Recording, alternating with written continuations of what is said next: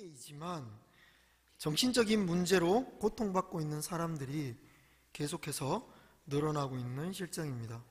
그리고 교회를 다니고 하나님을 믿는 사람일지라도 감정적이고 정서적인 문제가 치유되지 않아서 매일 고통스러운 그런 시간들을 보내고 있는 많은 교우들을 현장에서 만나게 됩니다. 사람들이 가지고 있는 문제는 대단히 복잡해서 더 깊은 차원의 성령의 만지심과 특별한 기도가 필요할 때가 있습니다. 사람들은 정서적으로 나는 사랑받고 있구나, 그리고 나는 충분히 인정받고 있구나라는 욕구가 채워지지 않으면 우리 속에 정서적인 결핍에 노출이 됩니다. 그리고 이렇게 정서적인 결핍에 노출된 사람들은 그 결핍에서 자유로울 수가 없고 삶의 방식도 결핍에 따라 움직이게 되는 것을 보게 됩니다. 특별히 이런 정서적인 결핍에 노출된 사람들은 삶의 행복도가 현저히 떨어지는 것을 우리가 여러 통계를 통해서도 볼 수 있습니다. 예를 들면 이런 것입니다. 강압적인 아빠가 싫어서 아빠를 피하려고 빨리 출가를 해서 결혼을 했습니다. 아빠를 떠나면 행복할 거라고 생각했는데 결혼해서 보니 아빠하고 똑같은 사람을 만난 거예요. 왜 그러냐 봤더니 아빠 외에는 남자를 만나본 적이 없는 거예요. 다른 남자를 볼 눈이 없는 것입니다. 그래서 2번 실수를 하지 않겠다고 결연한 각오를 하면서 아빠처럼 강압적이지 않은 남자를 찾아서 자유분방한 남자를 만납니다. 근데 이 남자가 너무 자유분방해서 다른 여자를 또 만나러 다녀요. 자기 결핍에 매여 있는 사람들은 딱 그것에만 집착이 되기 때문에 한 인간을 전체로 보지 못하고 자기 결핍을 통해서 사람들을 보기 때문에 결국은 자기 문제에 집착되고 더 몰입되는 그런 결과에 놓이게 된다는 것입니다. 마치 이런 것과 같습니다. 코끼리를 생각하지 마세요 이렇게 하면 가장 먼저 뭐가 떠오르세요? 코끼리가 떠오르죠. 그런 것처럼 우리도 우리의 문제, 내 안에 있는 문제와 상처를 떠올리기 싫어서 회피합니다. 그래서 나는 상처 떠올리기 싫어, 문제 떠올리기 싫어 하는데 그렇게 다지면 하면 할수록 문제와 상처가 더 드러나서 그 문제에 얽매이게 되는 것과 같은 것입니다. 그래서 우리가 무언가를 너무 좋아서 그것을 우상시하여 쫓아가는 욕망과 무언가 너무 결핍되어서 그것 때문에 못 살겠다라고 생각하는 마음에 있는 쓴뿌리의 감정은 사실 동일한 감정입니다. 둘 다 그것 때문에 못 살기 때문이죠. 예수님께서는 이 내면의 결박을 끊어야만 인생에서 참된 자유가 온다라고 우리에게 도전하십니다. 늘 가난에 진저리 치는 사람이 있습니다. 그래서 매사에 돈 합니다. 그래서 주변에서 여기 좋은 땅이 있대, 여기 한번 투자해보지 않을래? 그러면 쉽게 돈 벌 생각, 쉽게 부자 될 생각에 전 재산을 무리해서 돈을 빌려서 투자를 합니다. 쉽게 떼돈을 버는 경우는 잘 없죠. 항상 위험 요소가 따릅니다. 그래서 항상 무언가를 할 때는 장단점을 따져보고 해야 되는데 돈에 너무 마음의 상처가 깊으면, 돈 때문에 받은 상처가 너무 깊으면 부자 되고 싶은 그 욕망이 커지면서 그렇게 장단점을 따지지 않고 무리한 투자를 하게 된다는 것이죠. 그리고 사기를 맞는 것입니다. 그래서 사기꾼에게 사기를 당하는 사람들은요, 무력이 없는 사람들이 당하지 않습니다. 돈에 욕심 없는 사람은 사기를 잘 당하지 않아요. 어떤 사람이 사기를 당합니까? 너무 가난해서 돈 때문에 한이 맺힌 사람이나 돈에 대한 욕심이 큰 사람들이 사기에 걸려들기 쉽다는 것이죠. 그래서 이런 말이 있습니다. 배고플 때 시장 가지 마라, 이런 말이 있죠. 들어보셨죠? 왜 그렇습니까? 배고플 때 시장 가면 굳이 안 사도 될 음식을 사서 그것을 먹게 되거든요. 그래서 집에 와서 그 음식을 돌아보니 굳이 안 사도 될 음식도 있고 결국 안 먹다가 썩혀서 버리게 되는 일들이 종종 있다는 것입니다. 우리 안에 있는 허기와 결핍은 우리의 이성을 마비시켜서 비전과 가치에 헌신하지 못하도록 하고 눈앞에 허기를 쫓아 눈앞의 음식만 쫓아서 살도록 만든다는 것입니다.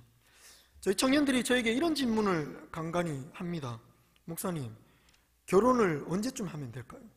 여자친구도 없는 애들이 꼭 그런 질문을 해요. 여자친구 있는 사람들은 잘 그런 질문 안 합니다. 목사님, 언제쯤 결혼하면 좋습니까? 결혼의 적당한 때가 언제입니까? 라고 질문합니다. 결혼의 적당한 때가 어디에 있습니까? 이것은 나이의 문제가 아니죠. 결혼에서 중요한 것은 나이보다도 덜 외로울 때 결혼을 해야 합니다. 저는 그렇게 우리 청년들에게 이야기해 줍니다. 서로에게 의존하지 않고 그 사람이 아니고도 하나님의 비전에 붙들려 살 수 있을 때 결혼을 하는 것이 가장 좋습니다. 왜 그러냐면 그 사람 때문에 못 삽니다. 그 사람 없으면 못 삽니다. 그 사람 아니면 안 되겠습니다 해서 결혼을 하면 결혼 사유가 이혼 사유가 되더라고요. 그런 경우를 굉장히 많이 봅니다. 결혼 전에 결혼하고 싶은 이유가 결혼하고 나면 이혼하고 싶은 이유가 된다는 것이죠. 나에게 그렇게 장점으로 보였던 그 모습이 결혼 이후에는 그렇게 단점으로 보입니다. 예를 들면 결혼 전에 밥 잘 먹는 남자의 모습이 너무 멋져 보이는 거예요. 그래서 이 남자 참 남자답고 밥도 잘 먹고 너무 보기 좋구나 해서 결혼을 했는데 계속 밥만 처먹어요.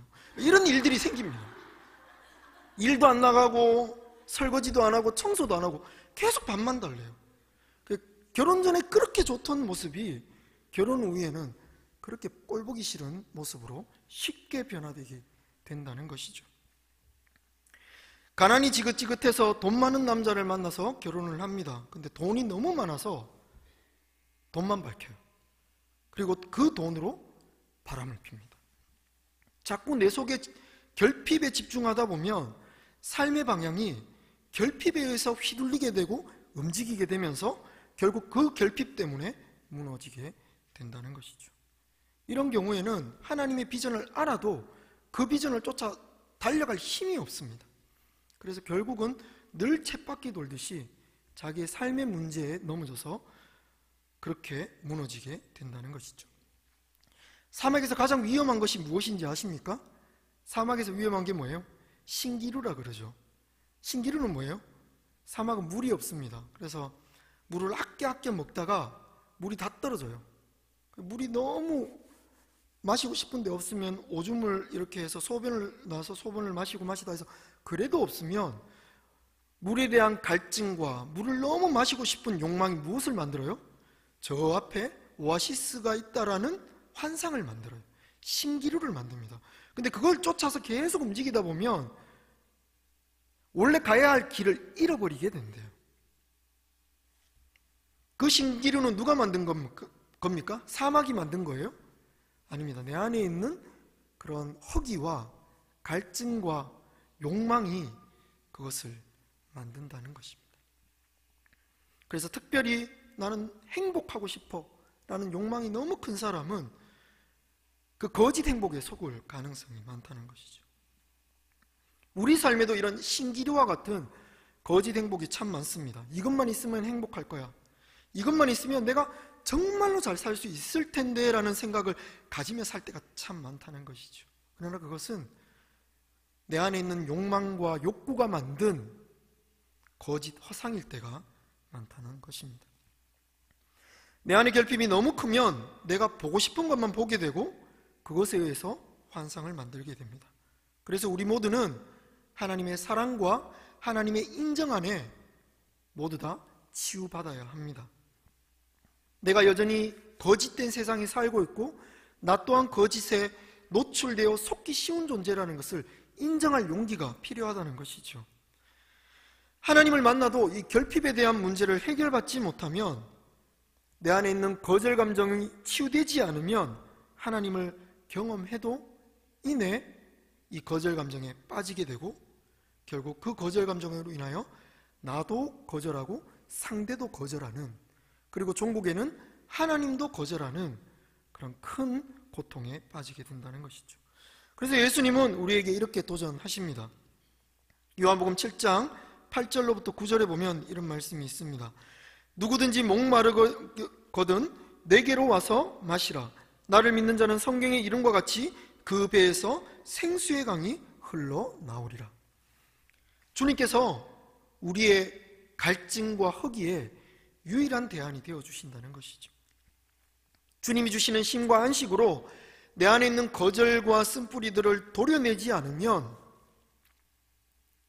우리의 삶은 하나님과 함께 동행하는 삶이지만 여전히 족쇄를 찬 인생으로 전락하게 될 것입니다. 오늘 이곳에 있는 모든 분들이 말씀을 통하여 치유받고 회복되는 역사가 있기를 바랍니다. 자, 그러면 우리는 언제 거절 감정이 생깁니까? 첫 번째는 어머니의 태중으로부터도 거절 감정이 생길 수 있다고 합니다. 이것은 내가 전혀 인식할 수 없고 알 수 없는 상황에서도 거절 감정이 생길 수 있다는 것을 전제하는 것입니다. 여러분, 의학적으로도 태아를 이렇게 엑스레이 같은 걸로 초음파로 조사를 하면 낙태를 하려고 가서 피임 주사를 놓으면 어떻게 된대요? 태아가 도망을 다닌다고 하죠. 자신을 지우려고 피임약을 놓고 자신을 거절하는 그 부모님의 행동에 어머니의 행동을 고스란히 감정으로 느끼게 된다는 것입니다. 태아가 3개월만 되어도 어머니의 감정을 그대로 느낀대요. 그래서 엄마가 나를 거절하는구나, 아버지가 나를 거절하는구나, 이것을 느낀다라고 합니다. 태아를 가진 어머니가 남편으로부터 심한 욕을 듣거나 구타를 당하거나 혹은 불합리한 처우를 받게 되면 그 감정을 고스란히 아이들이 느끼게 된다는 것, 이것이 학계의 정설입니다. 엄마가 짜증을 많이 내면 아이도 당연스럽게 짜증 속에서 태어나게 됩니다. 엄마가 늘 걱정하면 아이들도 근심 속에 우울하게 나올 수 있다는 것이죠. 그래서 나의 성격을 보려면 항상 이런 말이 있습니다. 당신이 어떤 가정에서 태어났는지를 살펴보라. 그러면 내 성격과 내 상태를 알 수 있다. 부모님의 관계가 어떤지, 부모님과 나의 관계가 어떤지를 살펴볼 필요가 있습니다. 그래서 우리는 우리의 어린 시절을 성령의 도우심으로 다시 한번 바라보고 재해석할 수 있는 능력과 눈을 키워야 합니다. 이 부모님과의 관계, 부모님과 나와 관계에 우리의 성격의 90% 이상이 달려있다고 합니다. 그래서 미처 내가 자각하지 못하는 사이에 내 안에 성격이 형성되고 내 안에 거절 감정이 생길 수 있다. 우리는 이것을 인지하고 있어야 합니다. 두 번째, 어린 시절 충격적인 경험들 때문에 또한 거절 감정이 생길 수 있다고 합니다. 우리는 부모님과의 관계 속에서 여러 거절 감정을 경험합니다. 한 책에 이런 이야기 예화가 실린 것을 제가 보았습니다. 아프리카 한 추장의 아들의 이야기입니다. 어느 날 그 마을 추장의 아들이 동네 친구들과 함께 정글에 들어가서 신나게 놉니다. 그래서 신나게 놀다 보니 배가 고파졌어요. 그래서 주변 친구들이 이 추장의 아들에게 이런 제안을 합니다. 너희 집 보니 부자고 너희 집에 새끼 돼지 많던데 우리 한 마리만 잡아서 바베큐에 먹자. 돼지가 많으니까 아버지 모를 거야, 추장님 모를 거야. 그러니 한번 잡아 먹자. 너 추장의 아들인데 그것도 못해? 자꾸 이렇게 놀리고 이 마음을 부추기니까 추장 아들이 허세가 생겨서 그래 뭐 한 마리 잡지 하면서 돼지 새끼를 잡아서 맛있게 바베큐를 해 먹었답니다. 잘못을 저질러도 또 할 때는 즐겁잖아요. 신나게 잡아 먹었다고 합니다. 근데 그날 저녁에 온 마을 사람이 실컷 놀고 마을로 돌아가니까 온 마을 사람이 마을 한중간 광장에 모여 있는 거예요. 왜 모여 있나 봤더니 추장이 모든 마을 사람들을 불러놓고 이렇게 불호령을 칩니다. 내 자식 같은 새끼 돼지 한 마리가 없어졌다. 그것을 찾아라. 이 아들이 너무 두려움에 떨고 있는 나머지 계속해서 숨기다가 시간이 지나니까 그 두려움에 어쩔 수 없어 아버지 앞에 제가 너무 배가 고파서 친구들과 돼지를 잡아 먹었습니다라고 이야기를 합니다. 그랬더니 아버지가 노발대발하면서 그 아들을 멍석을 말았어요. 그리고 주변 어른들에게 멍석을 치라고 말합니다. 흠씬 두들겨 맞았는데도 아버지의 분이 풀리지 않자 밤새도록 그 나무에 거꾸로 매달았대요. 그 상처가 있고 피가 흐르는데도 밤새도록 정글에 홀로 매달려 있으니 그 공포가 얼마나 크겠습니까? 늑대가 울고 동물이 주변을 다니는데도 그것을 어찌할지 모릅니다. 그리고 동틀역이 되자 추장이 마을 사람들을 불러놓고 누구든지 내 자식 같은 재산에 해를 끼치면 너희들도 이와 같이 될 것이다 하면서 깃볼을 잘라서 그 아이 입에 넣었다고 합니다. 그리고 그것을 삼키라고 했대요. 너무나도 잔인한 이야기가 거기에 적혀 있습니다. 그리고 그 아이는 너무 두려움과 공포 속에서 그 일을 행했답니다. 그래서 아버지가 너무 두려운 나머지 10대 시기를 그렇게 보내고 유학을 떠났다가 우연한 기회에 예수님을 믿고 십자가를 경험했습니다. 그리고 그 복음이 너무 좋아 나중에 목사님이 되셨대요. 너무 뻔한 이야기로 흘러가나요? 근데 어느 날 늘 십자가 복음과 용서를 이야기했는데도 불구하고 정작 자신은 아버지를 용서하지 못하는 것을 기도 중에 발견하게 되었다고 합니다. 하나님께 울부짖습니다. 다른 건 할 수 있어도 그것만은 못하겠습니다. 그럴 때마다 주님은 다그치거나 그 목사님을 정죄하지 않고 조용히 십자가를 보여주면서 그 목사님을 품어주는 메시지를 주셨답니다. 그러다가 주님의 그 용서와 사랑을 견디지 못하여 아버지에게 20년 만에 전화를 합니다. 그리고 아버지를 찾아 아프리카로 떠나게 되죠. 그리고 아버지를 만나서 이야기를 하는데 아버지에게 생애 처음으로 자신이 겪었던 그 10대의 끔찍한 이야기를 하게 됩니다. 그래서 아버지는 그 아들 앞에 무릎을 꿇고 용서를 구합니다. 너가 그런 생각을 할지 몰랐다. 이게 부모님들의 마음인 것 같아요. 부모님들도 당한 대로 하지, 부모님 그 위에 부모님들께 배운 대로 하지 그것이 잘못된지 모르고 행할 때가 참 많거든요. 그래서 용서를 구하면서 서로 그렇게 용서를 구하는 시간을 가졌다는 일화를 제가 한 책에서 보게 되었습니다. 어릴 적 충격적인 경험은 우리 속에 씻을 수 없는 고통을 남겨줍니다. 특별히 부모님의 이혼과 여성 같은 경우는 성추행과 성폭력, 흔히 비하를 당하는 그런 범죄에 노출된 경험들, 그리고 충격적인 사건들을 통해 우리의 자아에 치유될 수 없는 그런 심각한 스크래치를 받게 될 때가 있습니다. 특별히 부모님의 이혼 같은 경우는 아이들의 삶을 산산조각 내는 그런 충격을 준대요.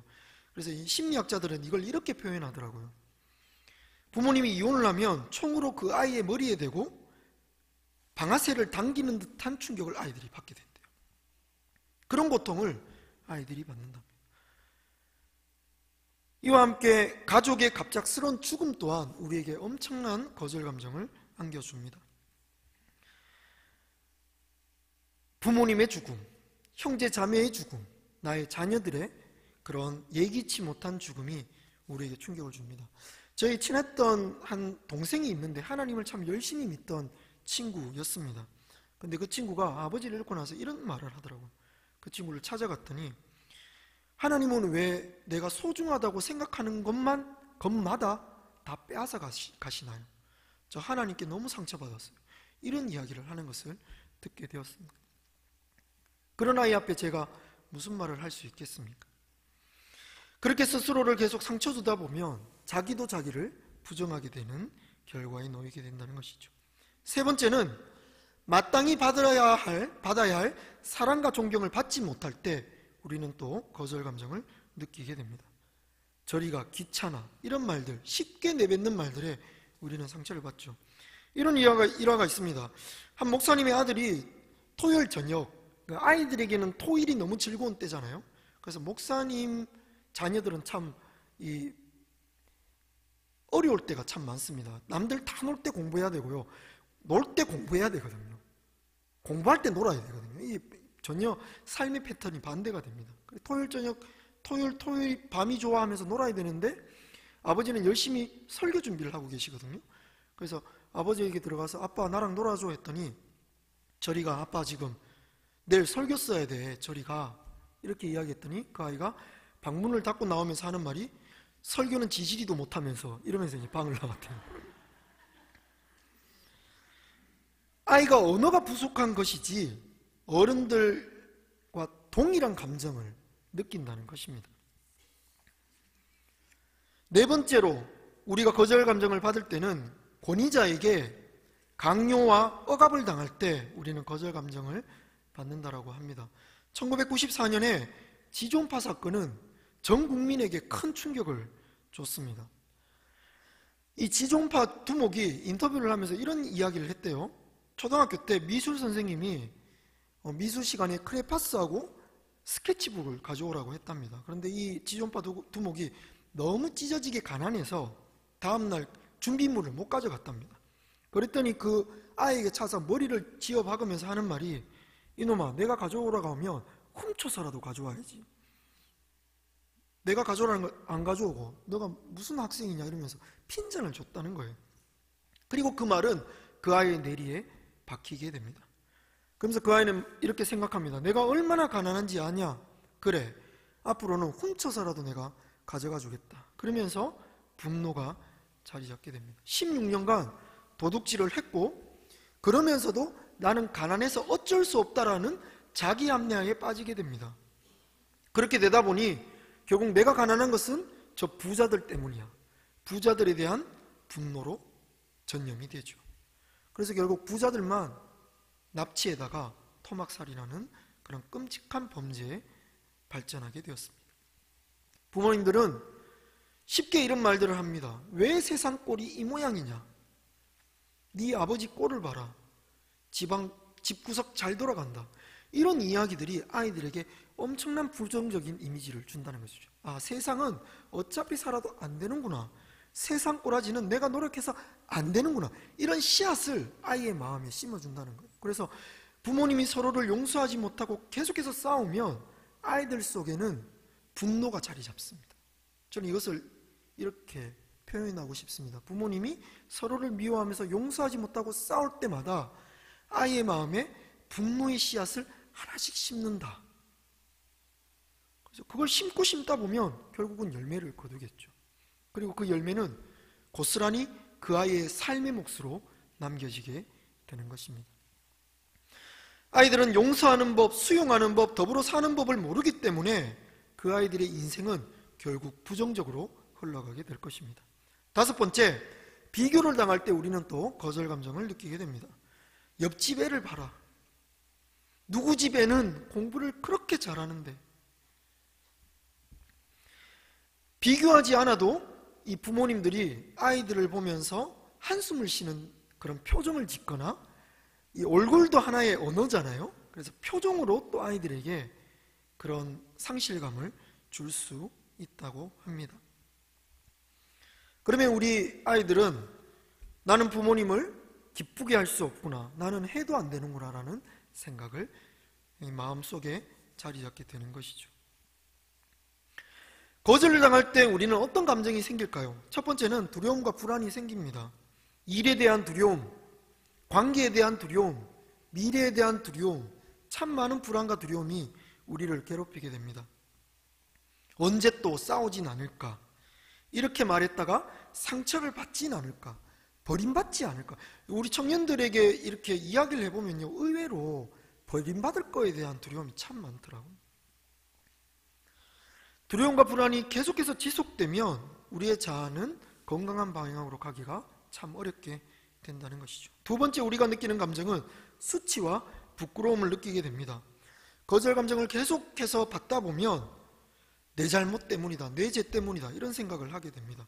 그래서 내가 잘못한 것도 아니고 상황이 그냥 그래서 그럴 뿐인데, 상황이 그러면 아, 내가 뭔가 잘못했구나, 내 잘못 때문은 아닐까, 끊임없이 그 문제를 자기 잘못으로 가져갑니다. 특별히 그리스도인들에게 이런 감정이 참 많대요. 왜냐하면 늘 우리는 죄인이라는 의식이 많거든요. 그래서 문제가 생기면 항상 자기, 나 때문이진 않을까, 내가 잘못한 건 아닐까, 이런 생각을 하게 된다는 것이죠. 세 번째, 실패 감정이 듭니다. 거절당하다 보면 자신감이 떨어지기 때문에 무엇조차 시도하지 못하는 그런 실패 감정에 늘 시달리게 됩니다. 그래서 나는 할 수 없어, 뭔가 시도하기 참 두려워진다는 것이죠. 사무엘상에 보면 사울이 여기에 해당합니다. 사무엘이 이스라엘 전역을 차고 다니면서 이스라엘의 왕을, 첫 번째 왕을 뽑으려고 다닙니다. 제비를 뽑고 뽑아서 드디어 한 사람 이름을 뽑았는데 사울이 선택되죠. 그런데 그 사람은 어디에 숨어 있습니까? 진보다리 뒤에 숨어 있죠. 그 사람을 일으켰더니 사람보다 머리 하나가 더 크대요. 그만큼 크고 사람들이 보기에 아름다운 모습을 가졌는데도 스스로 짐꾸러기 뒤에 숨을 수밖에 없는 실패 감정에 끊임없이 노출되어 있다는 것이죠. 그래서 그는 다른 사람보다 머리 하나는 컸지만 그의 내면은 아주 키가 작은 아이였다는 것입니다. 네 번째는 외로움과 슬픔에 빠집니다. 제가 한 청년 중에 부모님이 어릴 적 이혼을 한 친구가 있어요. 그리고 지금은 이제 좋은 분 만나서 너무 행복한 가정을 꾸리고 있었거든요. 겉으로 보면 너무 행복한 그런 가정입니다. 아버지 어머니 너무 좋으시고 늘 여행 다니고 그렇게 행복한 가정을 꾸리는데도 목사님 저 좀 만나주세요 하면 만나면 4시간을 우는 거예요. 왜 그렇게 우냐 했더니 이유가 없대요. 그런데 이야기를 계속해서 듣다 보니까 하나의 단어로 자기의 감정을 딱 표현하더라고요. 나는 어릴 적 우리 엄마에게 버림을 받았다. 그렇게 표현을 하더라고요. 그 버림받은 감정이 그 아이 속에 끊임없는 슬픔과 외로움을 재생산하고 있었다는 것입니다.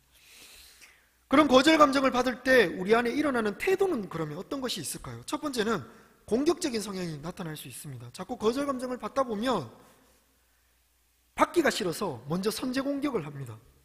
그래서 공격을 받기 전에 먼저 공격을 해버리게 됩니다.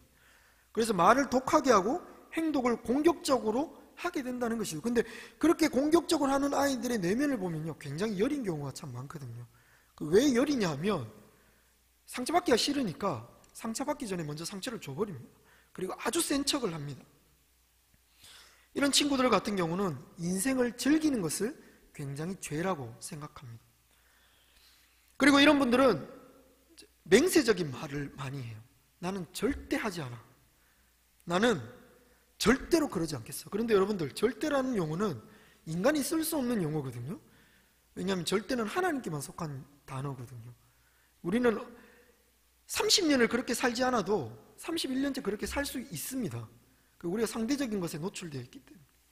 그래서 절대 그러지 않겠다라는 것은 사실 우리 안에 우리가 그럴 수 없는 것을 그렇게 하겠다라는 교만의 모습이죠. 두 번째는 자기를 거절합니다. 많이 거절을 당하다 보면 스스로를 또 거절하게 돼요. 특히나 이 부모님들이 아이들이 잘못할 때 자기 탓을 참 많이 하시거든요. 모두 다 내 탓 같습니다. 아이들이 진로가 불안정하거나 삶의 사고를 당하거나 어려움을 겪으면 그게 다 내 탓 같아요. 세 번째, 시기와 질투가 심해지고 부정적인 성격이 형성됩니다. 시기와 심한 질투와 경쟁심이 거절 감정에서 오신다는 걸 여러분 혹시 아십니까? 부모들이 성적을 잘 받아오지 않으면 애들에게 너 이것밖에 못 받아와? 하면서 거절을 합니다. 그러면 아이들이 뭐가 생겨요? 투쟁심과 경쟁심이 생겨요. 그래서 어떻게든 공부를 해서 인정받으려고 해요. 그래서 투쟁심이 생기죠. 그래서 여러분들 사울을 보십시오. 어릴 적 그 진보다리에 숨어있던 그렇게 연약한 거절 감정과 겸손이라는 용어에 이렇게 가려져 있었는데 사실 자존감이 낮은 거거든요. 그랬던 사람이 갑자기 왕이 되니까 어떻게 돼요? 나중에 자기보다 조금 더 인기가 좋은 다윗이 나타나니까 살기가 등등하여 그 사람을 죽이려고 하잖아요. 결국은 이 시기심과 투쟁심이 내 안에 있는 거절 감정으로부터 올 수 있다는 것이죠. 자, 그렇다면 예수님은 어떻게 내 속에 있는 거절 감정을 회복케 하십니까? 모든 것을 내 속에 결핍과 상처와 연결해서 굳이 슬퍼하거나 그것 때문에 힘들어할 필요는 없습니다. 그리고 알고 저지른 내 안에 있는 실수와 죄악을 내 상처와 문제 때문이라고 합리화해서도 안 됩니다. 다만 내 과거와 내 현재와 미래를 정직하게 한번 돌아보자는 것이지요. 정직하게 내 문제를 하나님께 내어놓는 과정이 성화의 과정이 될 수 있습니다.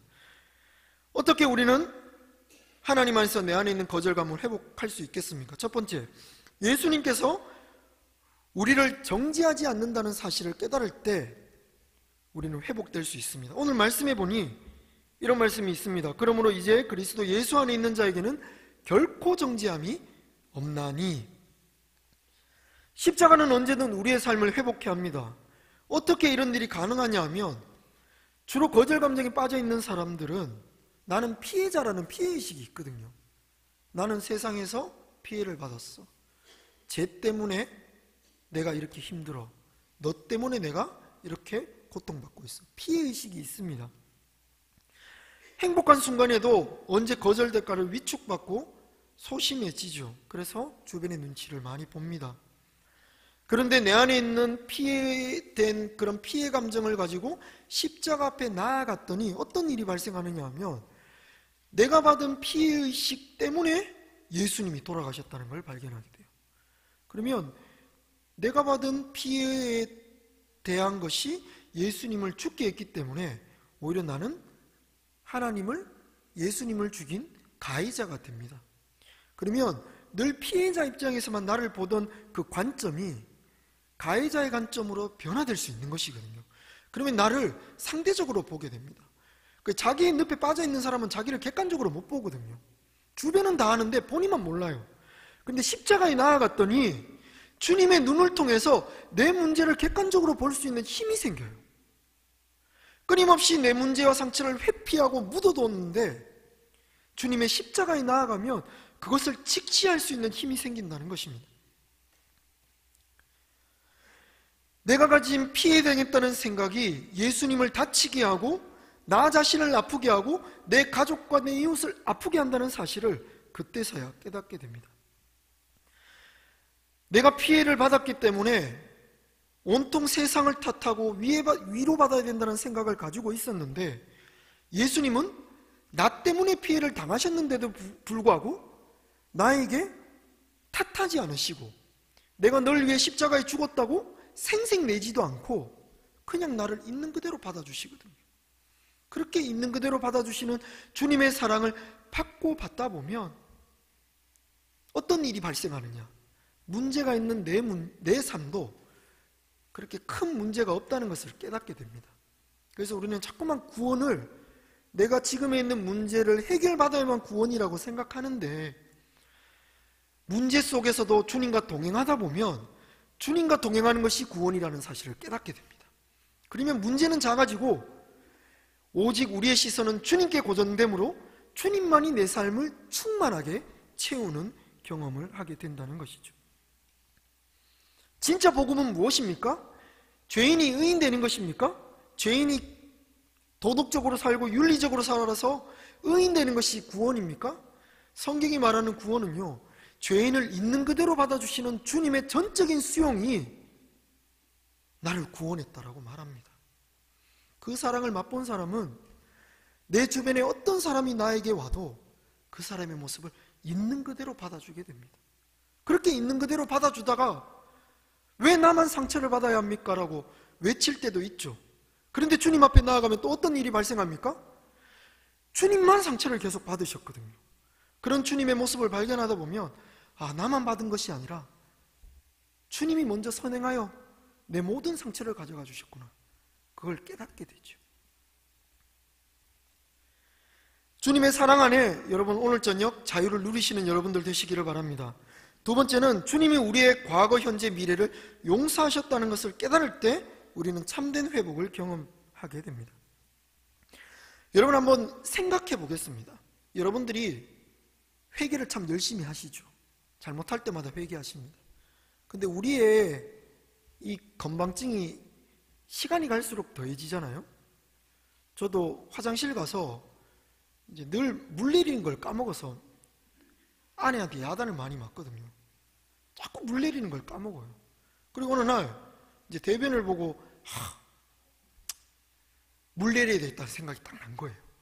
그래서 물을 내리고 아내한테 가서 제가 자랑을 했습니다. 나 물 내렸다? 그랬더니 아내가 어이구 그게 무슨 자랑이라고 하는데, 제가 알고 봤더니 화장실에서 물은 내리고 다른 걸 안 가져왔더라고요. 그러니까 아내한테 한 가지는 하고 한 가지는 또 까먹은 거예요. 그러니까 그것 때문에 아내가 나에게 했던 심부름은 제가 까먹게 된 겁니다. 우리는 늘 이렇게 나에게 있는 일들을 까먹는 사람들입니다. 그런데 여러분들, 하나님 앞에 우리가 생각나는 것들을 늘 잘못을 고백하고 회개한다라고 생각하는데, 생각나는 죄는 회개하지만 생각 안 나는 죄는 어떡하실래요? 주님은 생각나는 죄도 회개하셨지만, 회개하는 생각나는 죄도 용서하셨지만, 생각나지 않아서 묵혀둔 죄도 회개하지 않은 죄도 용서하셨다고 말씀하시거든요. 그래서 우리의 존재를 받았다는 것은 우리의 과거와 현재와 미래를 전적으로 받으셨다는 주님의 전적인 용서를 전제로 한다는 것입니다. 인문학자 라스키는 텔레비전에 나와서 그리스도인과 논쟁하던 중에 이런 고백을 했습니다. 내가 당신들에게 가장 부러운 것은 용서입니다. 그러면서 그녀가 이렇게 말을 합니다. 나에게는 나를 용서해 줄 사람이 아무도 없습니다.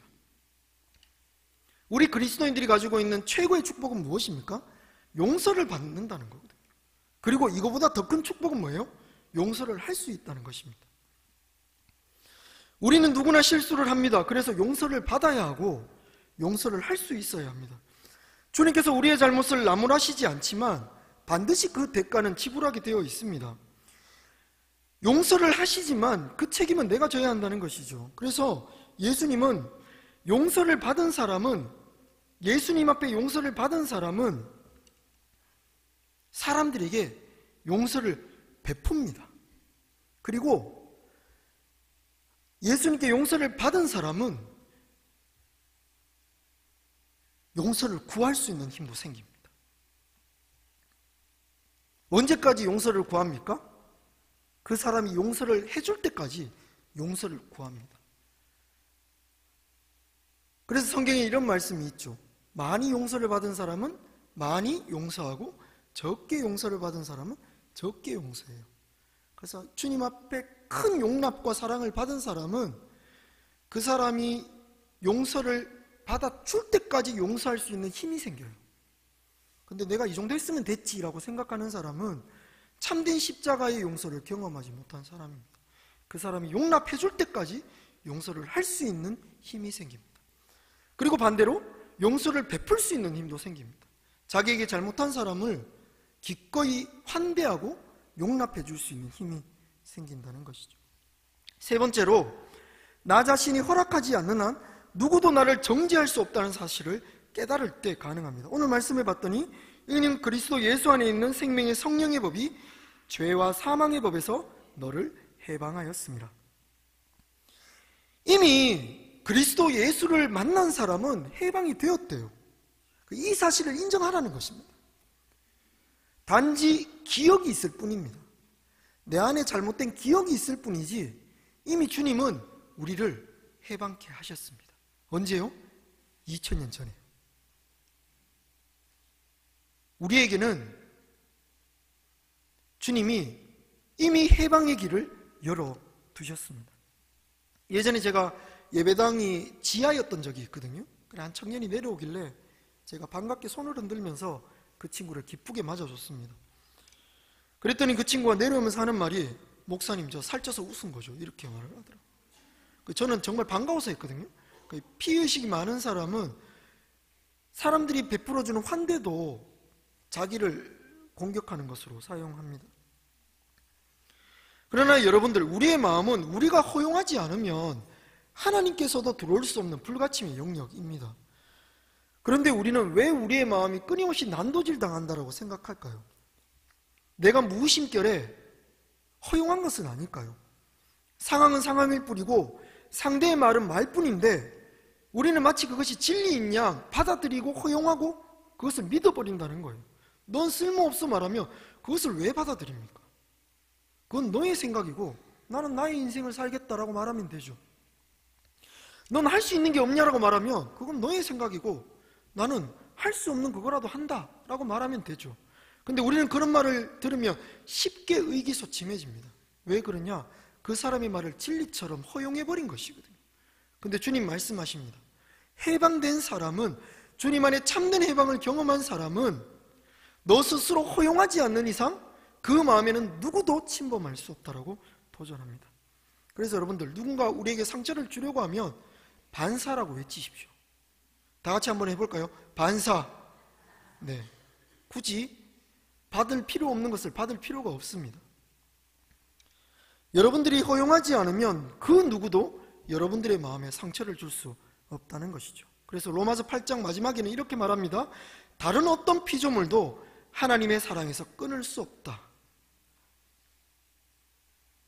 네 번째, 마지막입니다. 성령께서는 지금도 우리를 도우신다는 사실을 인정할 때 회복이 됩니다. 무엇보다도 나는 어떤 상황에서도 거절 감정에 빠지지 아니하리라는 자기의 결단이 중요합니다. 왜 그러냐 하면 성령께서 지금도 살아 역사하셔서 나에게 용기를 주고 있기 때문입니다. 하나님이 주시는 사랑 안에 나는 일어서겠다라고 여러분 결단하십시오.